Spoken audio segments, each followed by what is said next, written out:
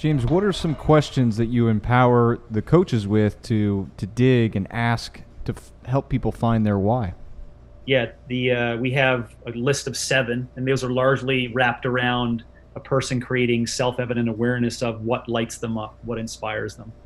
And those are really low-level questions, right? Because they have to be generalized for the coach to ask. So it asks them about personal space, and the personal space question is asked around, have you even investigated what's around your periphery? What lights you up in conversation? When you're out in social settings, what do you really like to dig in and talk about? What kind of goals have you set coming up that show or have signs of coming true? And those questions that are leading into learning something about the person, but also the person reflecting as they answer those questions, like, wow, my children are really important to me, right? They notice that during the conversation. The coach reflects back. I noticed when you answered that you being protective of your children in that situation, a story you gave me, you setting up your job to help support that for the family. Would you say that that's fairly important priority for you? And they're like, yeah, I never thought about that, but it's a really high priority for me. Then I go, well, this is how fitness is going to work to help support your highest priorities, right? This is what you're going to do. And then you can drum up the question of what that's going to look like. In my mind, that's pretty fucking easy, right? In my mind, it's pretty fucking easy. There's patterns, there's work, etc. Just put it in place based upon what your capability is. But that's how we get to that.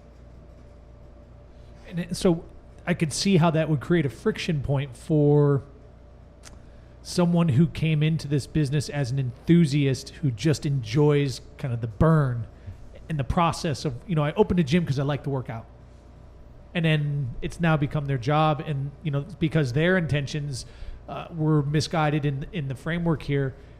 Yep. Like, that's what I'm saying. There's systemic. That's why. Yeah. Well, that's why I created CCP and created a system, right? Because I knew all that shit was going to happen, right? So that actual stuff that only occurs in the current broken system, which is like, woohoo, come over here. Oh yeah, we can do that. Get on in there, and I'll just take transactions per month, right? But that's not what we do. So we go like this and say, no, our first meeting is 90 minutes of a conversation, not a beatdown, not a fat test. It's a meeting. Right, we get to chat and talk about all this shit that you're going to lay on the table. So most of that stuff, the coach has now got, downloaded information, hopefully from CCP, where they can navigate what you're calling friction. We call it an opportunity for education. So that person says, I think this, and the coach goes, this is what I heard you say on what your beliefs are on like getting the adrenaline knocked down, burning it hard, fantastic fitness, etc. Can I offer you a similar kind of solution? But let's go back and talk about why you're doing that. And then you can see the conversation starts, right? And so by the end of it, sure as shit, they may not want to work with you, which is all fine. It may not be the right time, but we will definitely continue this conversation on fitness intentions so that they recognize this is not a morning adrenaline hit.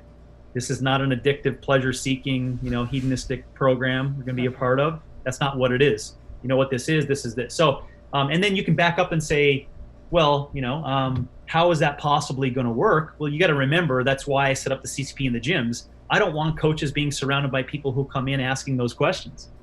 You know what I'm saying? So when I talk about the periphery, that's the reality. Like that's happening in F45 and Orange Theory. That's the concept. If there is any consultations, I'm only using those as examples of a micro gym intense model. But how often would you encourage coaches to check back in, or does it start to be natural once the individual feels that they're invested in? Yeah, well, we have a system that we would say through measurement is actually improved in client compliance over time. So I will say that my system works really well for your question. The initial consult has to be a big one. And then they meet with them once a month for another big consult. Now, inside of that, meaning like it's a reinvestigation of goals, it's a recheck-in on stuff. It's like, what was the real reason why we started this in the first place, et cetera, et cetera. In between those first and second and third and fourth and ongoing big consults per month, there's a daily check-in on True Coach, which is a technology-based platform that helps this compliance and concept of exercise, as well as there's communication on the floor. So this is the point in, where the system does and doesn't support that, where online systems don't support this. This is the third pillar that creates an attachment to the intentions of the fitness program.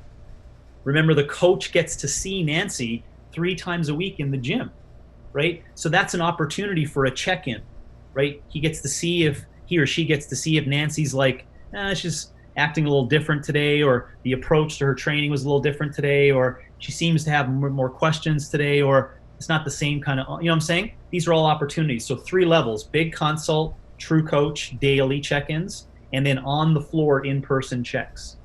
So a coach, it doesn't have to look exactly like that text, but I was just giving you an example as to what it would look like for someone to offer the best relationship long-term.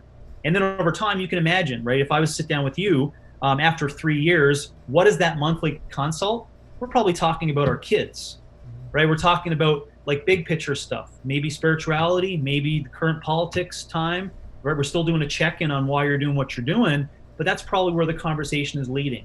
And I would hope that over time we don't have that meeting, because that means that's the truest definition of success. Where our relationship has turned into you just being someone who wants to invest in the gym, or you're just a friend, right? But you're on your own. You don't need me to converse with, to tell you about like how to lift weights and how to chew broccoli. I mean, that's over time. I want that embedded in your habits.